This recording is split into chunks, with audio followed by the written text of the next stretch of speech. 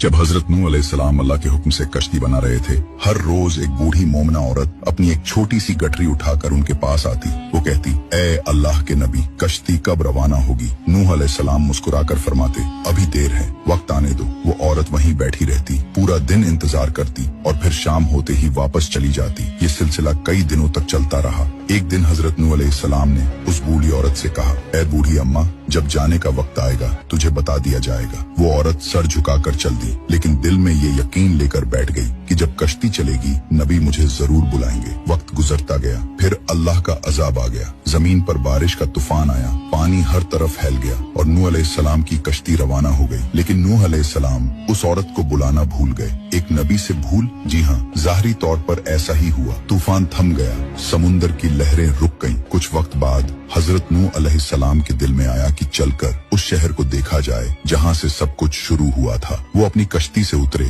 और शहर की तरफ चले। जब शहर पहुँचे तो देखा हर तरफ वीरानी थी, तबाही थी, मगर एक कोने में एक झोपड़ी से रोशनी आ रही थी। एक दिया जल रहा था। नूह अलैहिस्सलाम हैरान हुए, इतना बड़ा तूफान आया, सब कुछ डूब गया, लेकिन ये दिया कैसे जल रहा है? उन्होंने जोर से अल्लाहू अकबर की तकबीर लगाई। झोपड़ी का पर्दा उठा। वही बूढ़ी औरत गठरी उठाए बाहर आई और बड़ी मासूमियत से बोली, या नबी अल्लाह, क्या कश्ती अब तैयार है? चलें। नूह अलैहिस्सलाम की आंखें हैरत से फैल गईं। उन्होंने कहा, ए बूढ़ी अम्मा, तुझे कुछ भी पता नहीं चला? बूढ़ी औरत ने सादा दिली से जवाब दिया, क्या नहीं पता चला या नबी अल्लाह? नूह अलैहिस्सलाम बोले, इतना बड़ा तूफान आया, दुनिया डूब गई, बारिशें बरसी, लोगों पर अजाब आ गया और तुझे कुछ खबर नहीं? वो औरत बड़ी सादगी से बोली, या नबी अल्लाह, एक दिन बादल कुछ गरजे थे और हल्की सी फुहार पड़ी थी बस। नूह अलैहिस्सलाम ने आसमान की तरफ देखा और कहा, ए मेरे रब, ये क्या माजरा है? तब अल्लाह ताला ने हजरत नूह अलैहिस्सलाम पर वही नाजिल फरमाई,